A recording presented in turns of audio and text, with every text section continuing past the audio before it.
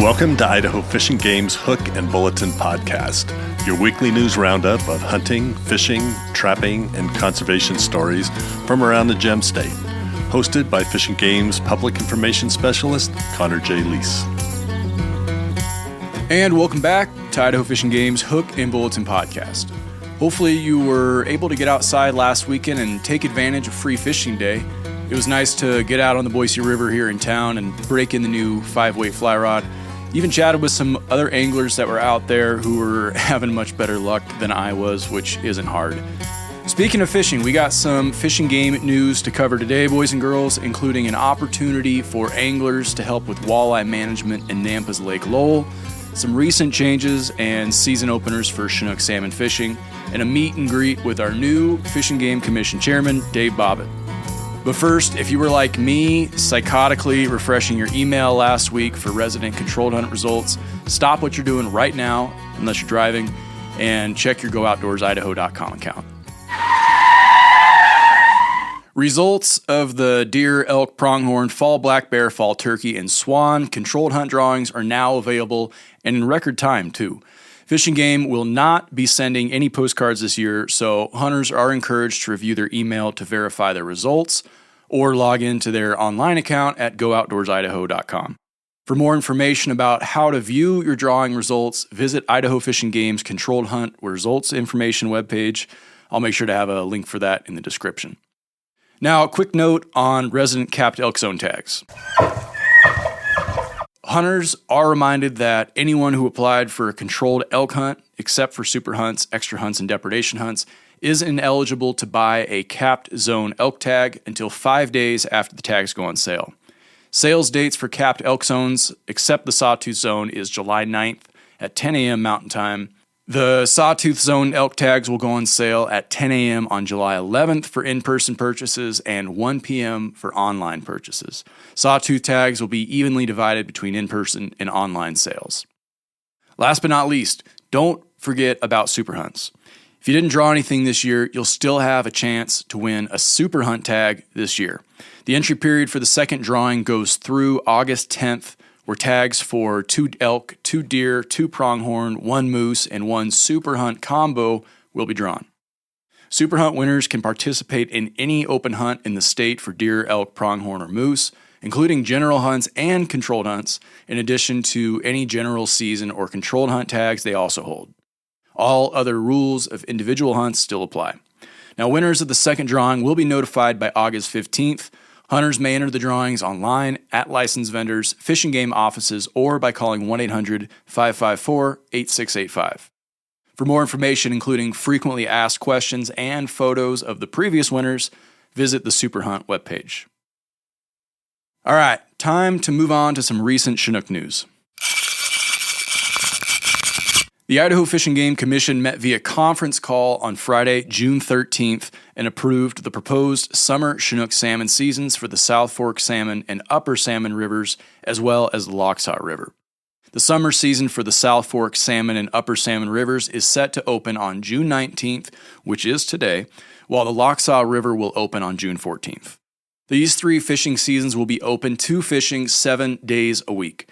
Areas will be closed by closure order signed by the director of the department or on August 10th, 2025, whichever date comes first. Beginning June 13th of this year, the statewide season limit is 20 adult Chinook salmon during the salmon seasons occurring prior to August 10th.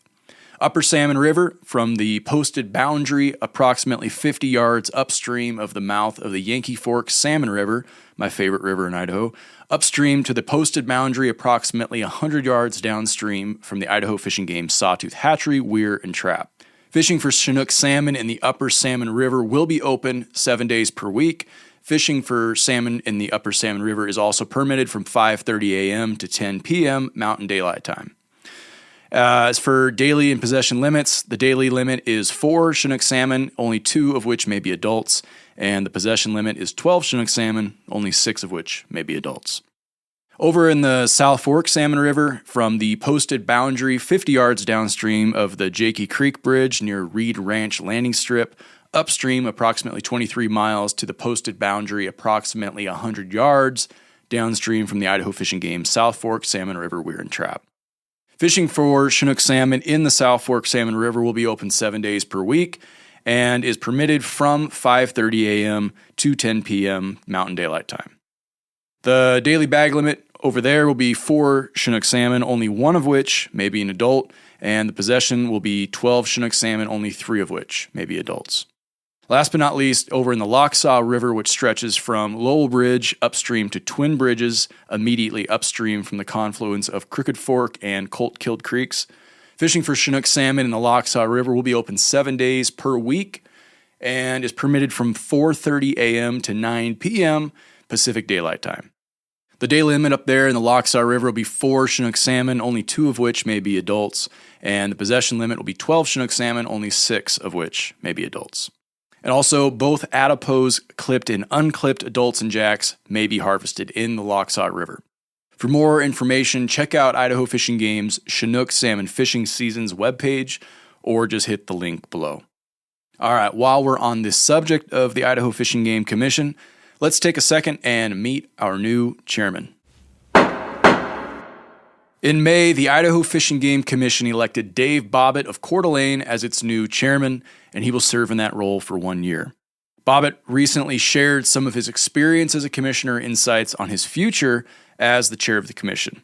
Quote, "I'm devoted to sportsmen and women and really care about what they think," Bobbitt said. Quote, "And at the same time, we have to preserve, perpetuate, and protect wildlife for future generations, and we have to do everything within our ability to manage that balance," end quote. Dave Bobbitt was appointed as a commissioner by Governor Brad Little in 2021. He's a lifelong hunter and angler, as well as working as a hunting outfitter for 7 years. He said he grew up hunting in Idaho's backcountry. Quote, "We never had family vacations. We just go up in the mountains and for a week try to harvest an elk," he said. "That was the culture I loved," end quote. Since becoming a commissioner, Bobbitt said he's been learning how Fish and Game manages wildlife and how that blends with providing hunting, fishing, and trapping opportunities for Idahoans. Quote, "I respect the science and the biology, and I respect the culture. It's like a big family," he said. Quote, "We have some bright young people who love what they do," end quote. He pointed out, too, that the department is a leader among other state wildlife agencies, adding that, quote, "I can't be prouder of that." Bobbitt said managing the state's wildlife along with meeting the wishes of hunters and anglers is a challenge because there's rarely unanimous agreement, but the commission has a basic recipe for good decision making. He says, quote, "With science and public input, you tend to come up with the right answer, but it's not always the right answer for everyone," he says. Commissioners have to look at the big long-term picture and make sure, quote, "we're not listening to a vocal minority that doesn't necessarily represent the majority," he said. Bobbitt retired after serving 47 years in the banking industry that culminated in his serving as president of Sterling Savings Bank from 2004 through 2006, then founding Community First Bank in Kootenai County in 2007. He served as chairman and CEO of Community First Bank until it was purchased by First Interstate Bank in 2019. He attended North Idaho College and received postgraduate degrees from Pacific Coast Banking School at the University of Washington and the International Seniors Program School of Business at Harvard University. Bobbitt served in the U.S. Army Reserve from 1968 to 1979. He also served the Pacific Coast Banking School as past chairman, Kootenai Electric Cooperative as a board member and chairman of the Audit Committee, Livestock Sale Booster Club Incorporated as a board member, and as a Kootenai Health Board member and Finance Committee Chairman. Bobbitt will chair his first commission meeting on July 16th and 17th up in his home court, Coeur d'Alene. More on that meeting to come in the coming weeks. Let's head on down to Nampa's Lake Lowell to talk about walleye for a second. Fisheries biologists in southwest Idaho have been getting flooded with calls from anglers catching walleye in Lake Lowell in recent weeks. And while biologists appreciate anglers' eagerness to report, there's a simple message for anyone who catches a walleye caught in Lake Lowell. Catch, kill, and keep. It's open season on walleye in Lake Lowell, and Fish and Game is asking for anglers' help to keep this population in check. Quote, "Unfortunately, based on our fish salvage efforts in the Lowline Canal in recent years, as well as angler reports, we know that walleye are established in Lake Lowell at this point. As such, we no longer need anglers to report if they catch a walleye here, said Regional Fisheries Manager Art Butts. Quote, "We just need them to continue to catch, kill, and keep walleye and not release them alive," end quote. Fish and Game staff are in the process of updating signage around Lake Lowell to let anglers know that they no longer need to report walleye they catch. Art Butts also added that anglers should continue to report any walleye caught in the southwest region outside of Lake Lowell. In May of 2022, Fish and Game received the first report of a walleye in Lake Lowell, a 17-inch fish that the angler caught while fishing for bass on Caldwell Dam. At the time, fisheries managers expressed concern about the potential impacts of the popular largemouth bass fishery and the possibility that walleye could move naturally to other waters through the canals that flow out from Lake Lowell. At that time, Fish and Game asked anglers to report any walleye they caught at Lake Lowell and to provide the carcasses. The following year, Fish and Game staff conducted a salvage effort on the Lowline Canal at Lake Lowell to collect warm water species for transfer into Treasure Valley community ponds. During that effort, biologists were also keeping an eye out for walleye, and they certainly found them. 31 walleye of 2 different size classes were collected in the effort, the majority of which were on the small side, leading biologists to believe that they were successfully reproducing. Biologists repeated the effort that following year and were encouraged by the fact that they didn't encounter any walleye in the smaller age class, perhaps indicating that walleye had not been able to spawn successfully in 2024, but that optimism was short-lived. Since then, dozens of anglers have reported catching walleye, most of which are in the 16 to 18-inch range. Idaho and walleye just aren't a good match in most places, and here's why. Walleye are native to large Midwestern lakes that tend to have large and prolific forage bases of minnows, shiners, chubs, and other small bait fish. Those bait fish are not available in most Idaho waters, so walleye are likely to eat other game fish that are highly valued by Idaho anglers. Eventually, those other fish species could be gone or greatly diminished, and the result could be a bunch of unhealthy, unsustainable walleye populations. Fisheries biologists aren't biased against walleye, they just simply recognize that not every species is compatible with every fishery, and most of Idaho's bodies of water just don't have the forage base to accommodate the current fish species and walleye at the same time. Biologists are listening to anglers who voice their preferences during surveys, and biologists provide diverse fishing opportunities that are geared towards those preferences, which includes walleye fishing in some waters. However, in most Idaho waters, biologists aren't managing a single species. They're managing multiple species that must be somewhat compatible with each other. Any given water can only support so many fish, and while it's common for game fish to feed on each other, there's an opportunity to maintain a reasonable balance between species. Biologists take all those factors into consideration before introducing a fish species into any water. Unfortunately, in the case of Lake Lowell, someone decided to illegally release walleye that are now established. So if you're interested in learning more, hit the link to read Brian Pearson's full story on our website. That's it for major stories this week. Let's hit the rapid fire bulletin. Idaho Fish and Game is currently conducting an angler survey, also known as a creel survey, on the Kootenai River. The survey will run from June 1st through October 15th of 2025.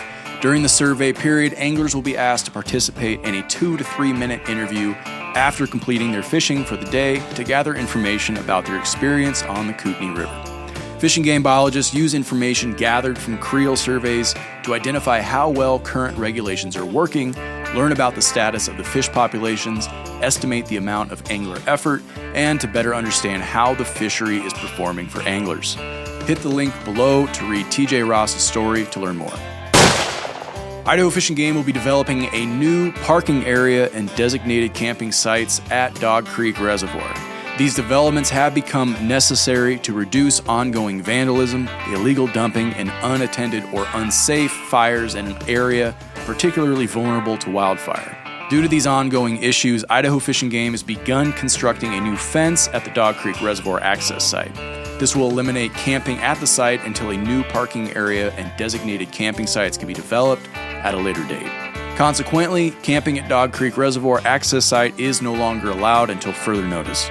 If you have any questions or need more information, please contact the Magic Valley Regional Office at 208-324-4359. And up in the Panhandle, kokanee are the backbone of the incredible fisheries to which Lake Pend Oreille is home. They are also a staple on the dinner table for many folks. To support the needs of fish and the desires of fishermen on Lake Pend Oreille, Fish and Game staff spawn adult kokanee and then release millions of fry from those spawning efforts into Granite Creek each year. Those fish are destined for the waters of Lake Pend Oreille, supplementing the wild kokanee population in the lake. This is a super cool story happening up in the Panhandle region. If you want to learn more, hit the link below to read TJ Ross's article and watch some of the behind-the-scene footage of the kokanee spawning process. Okay, that's it for this week's stories. It's time for our question of the week.